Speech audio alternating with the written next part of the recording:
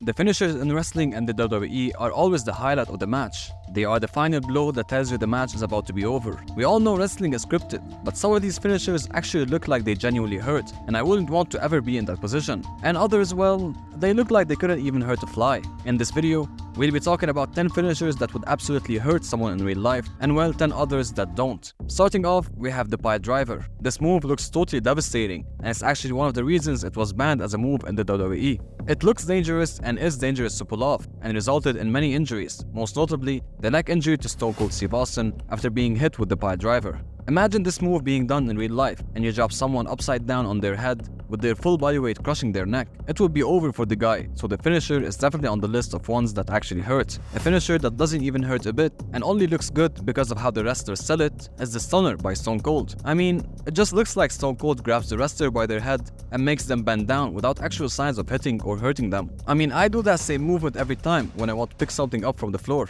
and I never bounce back in pain. This move is iconic and historic in the WWE because of how well superstars that get hit by it sell it and how well Stone Cold actually delivers it. But other than that, in real life, this move wouldn't even hurt a fly. The pedigree. This move, if done in real life, is absolutely skull-crushing. Imagine having your face planted onto the concrete floor, while a whole man's body weight pushes on top of you, and you don't have your arms to soften the blow. So pedigree definitely hurts. But the Cobra, on the other hand, is just the most useless finisher of all time, and definitely would not hurt anyone at all. Yes, it's a great gimmick finisher, like the Red Mist and Salco, but in real life, it would just poke the person, and then they would proceed to beat you up. So for your safety, don't try the Cobra in real life, because it wouldn't hurt at all. You should, however, consider choke slamming them, because this finisher definitely looks like it hurts a lot. Even with the acting, the wrestlers definitely feel the bump when they get lifted high up in the air, then slammed back first into the mat. Doing it in real life on the floor would probably get someone severely hurt, if not worse. That's not even talking about the possibility of them hitting the back of their head on the ground. So chokeslam goes on the definitely hurts in real life list. Now, just like the Stunner,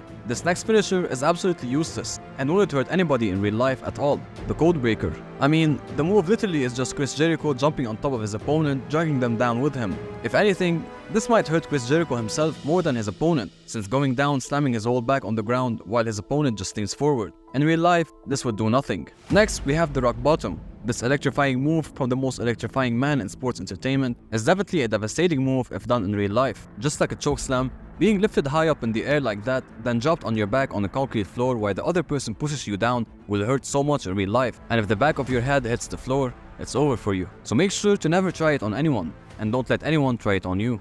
If you want, you can let them hit a 619 on you, because we all know that this move does absolutely nothing to an actual person in real life. Even in the ring and on camera, the move doesn't even look like it hurt, and WWE made it seem like this big move that can bring the biggest superstars down. But it's just a simple kick to the head, with not much power behind it other than a simple swing on the ropes. So the 619 goes on the doesn't hurt at all in real life list. The F5. This move would totally break any person's body in real life. Even in the WWE, when Brock does that move, you know it's over for the other guy. It looks and feels like the worst thing ever, and I wouldn't want to be hit with it in my life. Being dropped in that way face first on the floor with that much power would definitely leave more than a scar. Now on the opposite side, if someone would try to do the leg drop Hogan famously did as a finisher to end matches, well, I would just stand up and continue my life normally without feeling any pain.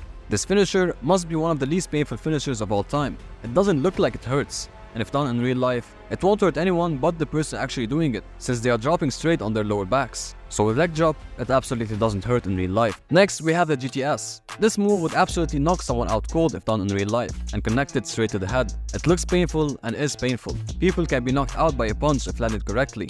Now imagine having a knee run through your face while you're being dropped towards it. It's definitely a good night for you. Much like the bro kick as well.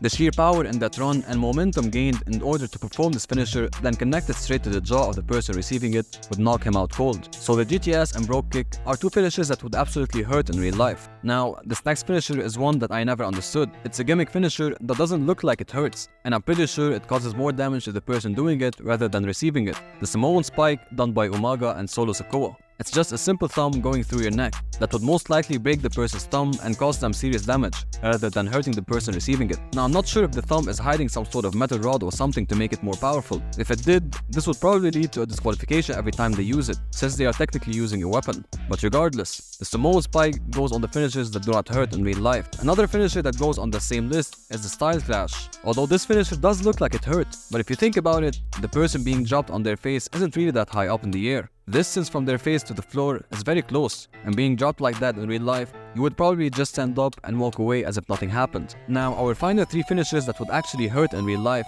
are number 3, the Batista Bomb. This move, if done in real life, means waving goodbye to your back, and even the way Batista does it, or The Undertaker, by lifting their opponent up in the air and slamming them down on the mat, looks like it absolutely destroys the person. In real life, this would definitely hurt. Number 2, the Walls of Jericho. Unless you're super athletic, your body and legs aren't supposed to bend like that, and I personally had the experience of being put in the Walls of Jericho as a kid, and it definitely hurts a lot. I still remember it. And finally, we have the Spear. This finisher, if done right, is absolutely destructive and could do serious damage to the person receiving it. On camera, especially with the right selling, it looks like a legit move that could end an opponent, so if done in real life, the person would have a hard time standing up after that. Now, to finish the list, the last 3 finishers that do not hurt at all in real life are number 3, the Attitude Adjustment. Unlike a Batista Bomb or a Chokeslam, the AA looks like it doesn't do any damage to the person receiving it. John Cena usually puts them in a fireman's carry and just roll them up to the mat with no power or actual slam. And when John Cena does it to big guys like Big Show, it just looks like he's gently laying them down to the floor mat. In real life,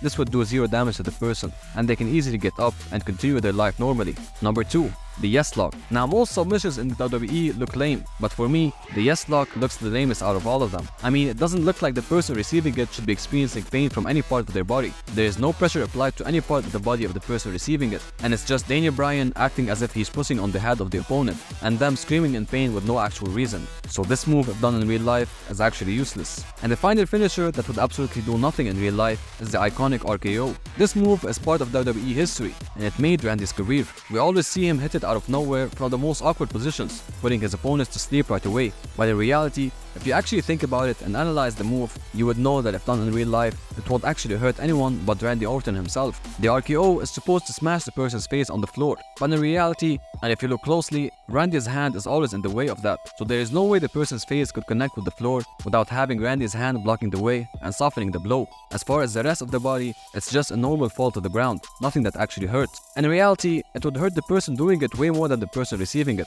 as they would have to jump high in the air and drop back first on the floor. It is an iconic move, but it is one that actually doesn't hurt in real life. And well, this is it. These were 10 finishes that would actually hurt in real life and 10 that don't. Thank you for watching this video, and make sure you subscribe for more content.